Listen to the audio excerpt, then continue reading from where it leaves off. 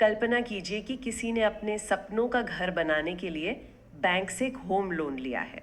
जी बिल्कुल, बहुत आम बात है। हाँ, और वो इंसान पूरी ईमानदारी से, मतलब अपनी खून पसीने की कमाई से 15 साल तक हर महीने उस लोन की ईएमआई चुकाता है।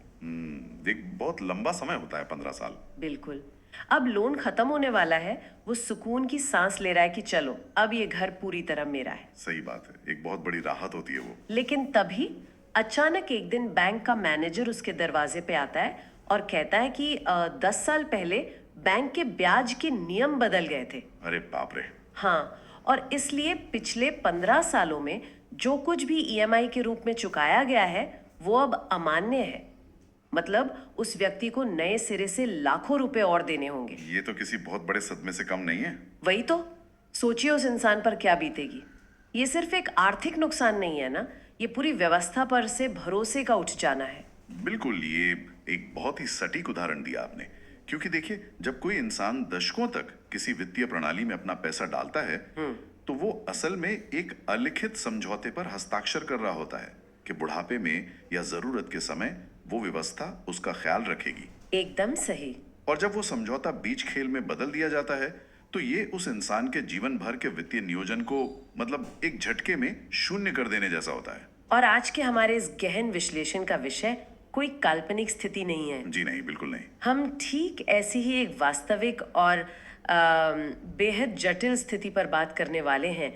ये सीधे तौर पर लाखों कर्मचारियों के भविष्य और उनकी पेंशन से जुड़ी है। बहुत ही गंभीर मुद्दा है ये। हाँ, आज की इस विस्तृत चर्चा के लिए हमने 9 मार्च 2026 के मातृभूमि इंग्लिश न्यूज़पेपर के एक बहुत ही अहम लेख को आधार बनाया है।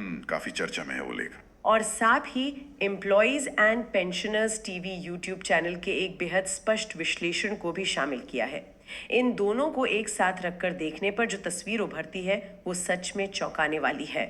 जी, क्योंकि ये पूरा मामला केवल कुछ नए नियमों के लागू होने का नहीं है। तो फिर असल बात क्या है? देखिए, जब हम इन दस्तावेजों की गहराई में जाते हैं, तो समझ आता है कि ये पूरी पेंशन प्रणाली की स्थिरता और एक कर्मचारी के मूलभूत अधिकारों के बीच का एक बहुत बड़ा टकराव है।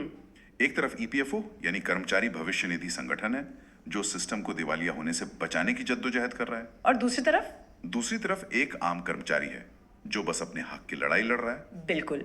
और इसीलिए हमारा उद्देश्य सिर्फ ये जानना नहीं है कि खबरों की हेडलाइंस क्या कह रही हैं। हाँ, वो तो कोई भी पढ़ सकता है। हमें ये समझना है कि ईपीएफओ और पेंशनर्स के बीच आखिर ये कानूनी लड़ाई चल क्यों रही है, इसके पीछे के कारण क्या है जी। और कैसे अदालत के फैसले एक आम इंसान की जीवन भर की बचत को रातों रात बदल सकते हैं। चलिए इसे थोड़ा खोलकर समझते हैं। इस मुद्दे को खोलना वाकई बहुत जरूरी है। जो लोग इस विषय को करीब से फॉलो करते हैं वो जानते हैं कि ये विवाद एक दिन में खड़ा नहीं हुआ है। हाँ, रातों रात तो कुछ नहीं होता। बिल्कुल, इसकी जड़ें उस बुनियादी नियम में छिपी हैं जिसे वेज सीलिंग या वेज सीलिंग कहा जाता है। Wage ceiling. कानूनी लड़ाई को समझने से पहले ये समझना जरूरी है कि अधिक पेंशन की ये मांग आखिर उठी क्यों। एकदम सही। हम सभी जानते हैं कि पेंशन की गणना कैसे होती रही है। जो स्रोत हमने देखे उनके अनुसार ईपीएफओ में 2 हिस्से होते हैं, पीएफ और ईपीएस यानी पेंशन योजना। जी, भविष्य निधि और पेंशन फंड। विवाद का मुख्य बिंदु ये था कि ईपीएफओ ने पेंशन फंड में योगदान के लिए एक अधिकतम वेतन सीमा तय कर रखी थी, जो कि शुरुआत में सिर्फ 6,500 रुपए थी, जिसे बाद में बढ़ाकर 15,000 रुपए कर दिया गया। मतलब इसका सीधा सा अर्थ ये था कि चाहे किसी कर्मचारी का वेतन 1 लाख रुपए महीना हो, पेंशन की गणना के लिए उसका वेतन केवल 15,000 रुपए ही माना जाएगा। यहाँ सबसे रोचक बात यह है कि सीमा के पीछे का शुरुआती तर्क क्या था। क्या तर्क था? मतलब ये तो बहुत अजीब लगता है आज के समय में। हम देखिए, जब ये योजना बनी थी तब ईपीएस को एक सामाजिक सुरक्षा जाल या सोशल सिक्योरिटी नेट के रूप में डिजाइन किया गया था। अच्छा। इसका मकसद समाज के निचले तबके के कर्मचारियों को बुढ़ापे में एक न्यूनतम आय की गारंटी देना था। ये कोई ऐसा इन्वेस्टमेंट फंड नहीं था जहां अमीर लोग ज्यादा पैसा डालकर भारी रिटर्न कमा सके। समझ रही हूँ। ईपीएफओ ने हमेशा इसे एक साझा निधि माना, जहां उच्च आय वर्ग के योगदान को एक सीमा में बांध दिया गया ताकि फंड को आराम से प्रबंधित किया जा सके। लेकिन समय के साथ निजी क्षेत्र में वेतन बहुत तेजी से बढ़ा ना। बिल्कुल, बहुत तेजी से। आप पूरा प्रीमियम देने को तैयार है, लेकिन बीमा कंपनी कह रही है कि हम इसे सिर्फ एक झोपड़ी मानकर ही कवर देंगे। अरे वाह, क्या बेहतरीन तुलना की आपने। बिल्कुल ऐसा ही है। जब एक इंसान का वास्तविक वेतन लाखों में है और वो रिटायरमेंट के बाद अपना जीवन स्तर बनाए रखना चाहता है, जी। तो जाहिर है वो अपने वास्तविक वेतन के आधार पर पेंशन फंड में पैसा डालना चाहेगा। और ठीक यही वो घर्षण बिंदु था जिसने पिछले 10 सालों से चल रही इस विशाल कानूनी जंग की नींव रखी। कर्मचारियों ने मांग की कि वो अपने वास्तविक पूर्ण वेतन के आधार पर योगदान देना चाहते हैं। और यहीं से इस कहानी में अदालती फैसलों की एंट्री होती है। बिल्कुल। जब ये अनुचित वेतन सीमा बर्दाश्त के बाहर हो गई तो लोग कोर्ट गए। हाँ, और जो फैसले आए उन्होंने तो पूरी व्यवस्था को ही झकझोर कर रख दिया। सबसे पहले आता है 2016 का आरसी गुप्ता फैसला। बहुत ही ऐतिहासिक फैसला था वो। बिल्कुल। सुप्रीम कोर्ट ने कर्मचारियों के हक में फैसला सुनाया। कोर्ट ने साफ कह दिया कि अधिक पेंशन का विकल्प चुनने के लिए कोई सख्त समय सीमा यानी डेडलाइन नहीं थोपी जा सकती। और इसका असर ये हुआ कि रिटायर हो चुके लोग भी अपने पीएफ का पैसा पेंशन खाते में डालकर अधिक पेंशन पा सकते थे। हाँ, लोगों ने सच में राहत की सांस ली। हजारों लोगों ने लाखों रुपए ईपीएफओ को वापस लौटा दिए, ये सोचकर कि अब उन्हें एक सम्मानजनक पेंशन मिलेगी। और बहुत से लोगों को बढ़ी हुई पेंशन मिलनी शुरू भी हो गई थी। जी, लेकिन फिर 2022 में सुनील कुमार मामले में एक और फैसला आता है और अचानक पूरी बाजी पलट जाती है। 2022 के फैसले ने इस पूरे परिदृश्य को पूरी तरह से बदल कर रख दिया। तो इस नए फैसले में सुप्रीम कोर्ट ने कहा क्या? कोर्ट ने एक बहुत ही सख्त शर्त रख दी। उन्होंने कहा कि जो लोग 1 सितंबर 2014 से पहले रिटायर हो चुके हैं, अगर उन्होंने नौकरी में रहते हुए अधिक पेंशन का विकल्प नहीं चुना था तो अब उन्हें ये मौका नहीं मिलेगा। यहाँ बात सच में दिलचस्प हो जाती है। मतलब 2014 से पहले रिटायर होने वाला कोई व्यक्ति ये कैसे भविष्यवाणी कर सकता था कि 2022 में अदालत ऐसा कोई नियम लाने वाली है? ये एक बहुत ही तार्किक सवाल है। ये तो पूरी तरह से असंभव है ना। आप अतीत में जाके भविष्य के नियम का पालन कैसे कर सकते हैं? बिल्कुल, ये विरोधाभास एकदम स्पष्ट है। जिन लोगों को 2016 के फैसले के बाद बढ़ी हुई पेंशन मिल रही थी, ईपीएफओ ने उनकी पेंशन रोक दी और उन्हें पैसे वापस करने के नोटिस भी भेज दिए। जी, लेकिन अगर हम इसे बड़ी तस्वीर से जोड़ें तो हमें ईपीएफओ का पक्ष भी निष्पक्ष रूप से समझना होगा। ईपीएफओ का क्या तर्क है इसमें? देखिए, जैसा मैंने पहले कहा, पेंशन फंड एक पूल फंड यानी साझा निधि है।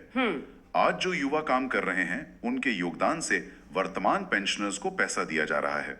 अगर लाखों पुराने पेंशनर्स को बैक डेट से मतलब पिछले कई सालों का जोड़कर अधिक पेंशन दी गई तो क्या होगा? तो फंड से एक ही झटके में हजारों करोड़ रुपए निकल जाएंगे। बाप रे, हजारों करोड़! हाँ, और इससे फंड पूरी तरह दिवालिया हो सकता है। ईपीएफओ को चिंता है कि आज जो 20-25 साल का युवा अपना पैसा जमा कर रहा है, उसके भविष्य के लिए फिर कुछ नहीं बचेगा। ये तो एक बहुत ही गंभीर स्थिति है।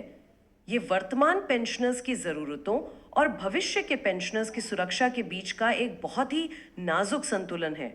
बिल्कुल।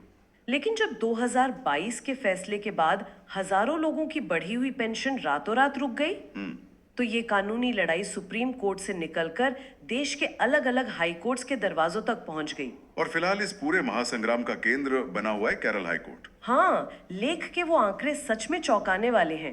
पूरे भारत में इस मुद्दे को लेकर सबसे ज्यादा 574 याचिकाएं अकेले केरला हाई कोर्ट में दायर की गई हैं। जी, और वहाँ जो कानूनी बहस चल रही है उसने ईपीएफओ की नींद उड़ा दी है। बिल्कुल। वहाँ के एक सिंगल बेंच जज ने हाल ही में एक बहुत बड़ी बात कही है। क्या कहा उन्होंने? उन्होंने कहा कि 2022 के फैसले के बावजूद 2016 का आरसी गुप्ता फैसला अभी पूरी तरह मरा नहीं है और वो अभी भी मान्य है। अरे बाप रे, ये कानूनी व्याख्या तो ईपीएफओ के लिए किसी बुरे सपने से कम नहीं है। बिल्कुल, और इससे ईपीएफओ में कितना हड़कंप मच गया है इसका अंदाजा इसी बात से लगाया जा सकता है कि उन्होंने क्या कदम उठाया है। जी, उन्होंने दिल्ली से वकीलों की फौज भेज दी है। हाँ, संभावित वित्तीय संकट से बचने के लिए ईपीएफओ ने दिल्ली से सुप्रीम कोर्ट के अपने शीर्ष वकीलों की पूरी टीम सीधे केरल हाई कोर्ट में बहस करने के लिए भेज दी है। ये साबित करता है कि ईपीएफओ इस मामले के पूरे देश पर पड़ने वाले प्रभाव से कितना डरा हुआ है। बिल्कुल, एक राज्य के हाई कोर्ट में दिल्ली से वकीलों का जाना कोई छोटी बात नहीं है। एकदम सही। लेकिन इन सब कानूनी दाव पेच के बीच हमें उन बुजुर्ग पेंशनर्स की मानसिक स्थिति के बारे में सोचना चाहिए। जिनके लिए ये सिर्फ एक केस नहीं, उनकी जिंदगी है। बिल्कुल।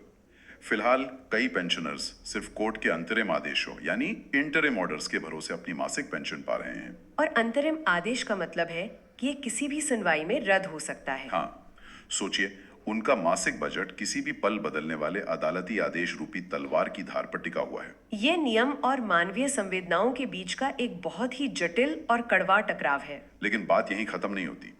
कानूनी लड़ाई तो अपनी जगह है, लेकिन लेख बताता है कि ईपीएफओ ने गणना और तकनीकी नियमों का एक ऐसा जाल बिछा दिया है। हाँ, वो चेकमेट स्ट्रैटेजियां। बिल्कुल, कि अगर कोई कोर्ट में केस जीत भी जाए तो भी उसे पूरा पैसा ना मिले। ये तो सच में हैरान करने वाला है। वो कैसे करते हैं ये? इसमें सबसे बड़ा हथियार है प्रो रेटा कैलकुलेशन या प्रो रेटा कैलकुलेशन। मैंने इसके बारे में पढ़ा था, पर ये गणित थोड़ा पेचीदा लगा मुझे। मैं समझाता हूँ।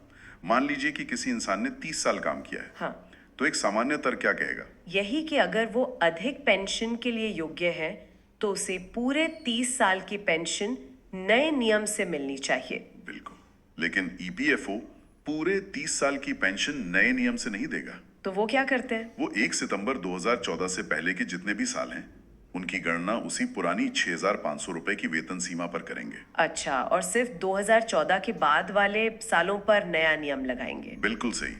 और इसका अंतिम परिणाम ये होता है कि पेंशन की राशि 30% से 40% तक कम हो जाती है। तो इस सब का मतलब क्या है? ये तो ऐसा हुआ कि आप कोई मैराथन जीत लें, लेकिन आयोजक आपसे आकर कहे कि आपको आधा ही मेडल मिलेगा क्योंकि आपने दौड़ के पहले किलोमीटर में सही जूते नहीं पहने थे। अरे वाह, बहुत ही शानदार तुलना है। मतलब नियमों के नाम पर ये कर्मचारी को थका देने वाली बात है। ये एक महत्वपूर्ण सवाल खड़ा करता है कि कैसे तकनीकी और कानूनी शब्दों के जाल का इस्तेमाल एक आम कर्मचारी के जीवन भर के लाभ को रोकने के लिए एक हथियार की तरह किया जा सकता है। और ये सिर्फ प्रो रेटा तक ही सीमित नहीं है।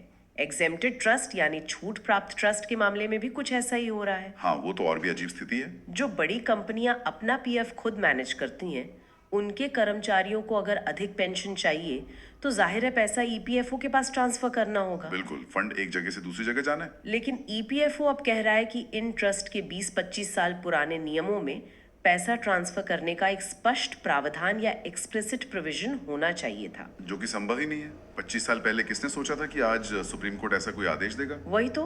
और इसी तकनीकी खामी का फायदा उठाकर दावों को सीधे खारिज किया जा रहा है। ये प्रशासनिक शक्तियों का इस्तेमाल करके लोगों को उलझाने का एक बहुत ही स्पष्ट उदाहरण है। बिल्कुल। तो इन सभी कानूनी और तकनीकी पहलुओं को समेटते हुए अगर हम इस बात पर आए कि ये सब हमारे सुनने वालों के लिए क्यों मायने रखता है, जी। तो आज के इस गहन विश्लेषण से सबसे बड़ी सीख क्या मिलती है? सबसे बड़ी सीख ये मिलती है कि आपकी वित्तीय सुरक्षा यानी फाइनेंशियल सिक्योरिटी केवल इस बात पर निर्भर नहीं है कि आप हर महीने कितने पैसे बचाते हैं। तो किस पर निर्भर है? ये सरकार के प्रशासनिक निर्णयों और अदालतों में होने वाली कानूनी व्याख्याओं पर भी उतनी ही निर्भर करती है। जो पलक झपकते ही बदल सकती हैं। बिल्कुल, एक छोटा सा नियम बदलता है और आपकी दशकों की प्लानिंग धरी की धरी रह जाती है। इसलिए जागरूकता ही सबसे बड़ा बचाव है। एकदम सही बात कही आपने। और जाने से पहले मैं एक विचार यहाँ छोड़ना चाहती हूँ, जी बताइए। जो इस पूरे मुद्दे को एक नए स्तर पर ले जाता है। अगर किसी देश के सर्वोच्च न्यायालय का एक फैसला 2016 में आपको वित्तीय सुरक्षा का वादा करता है, बिल्कुल, और फिर उसी न्यायालय का दूसरा फैसला 2022 में आकर उसे कानूनी रूप से आपसे छीन लेता है, तो सवाल ये उठता है कि क्या भविष्य में हमें पेंशन के अर्थ को ही पूरी तरह से फिर से परिभाषित करने की आवश्यकता है? वही मैं सोच रही थी। क्या राज्य या कंपनियों के इन साझा फंड्स पर निर्भर रहने के बजाय व्यक्तिगत वित्तीय स्वायत्ता मतलब कंप्लीट फाइनेंशियल ऑटोनॉमी ही आज के दौर में एकमात्र सच्ची सुरक्षा रह गई है? ये सोचने वाली बात है। क्या हमें किसी और के बनाए नियमों पर निर्भर रहना चाहिए या अपनी सुरक्षा खुद तय करनी चाहिए? बिल्कुल। और इसी उत्तेजक विचार के साथ हम आज की इस चर्चा को यहीं समाप्त करते हैं। अपने हक के लिए सवाल पूछते रहिए और जागरूक बने रहिए।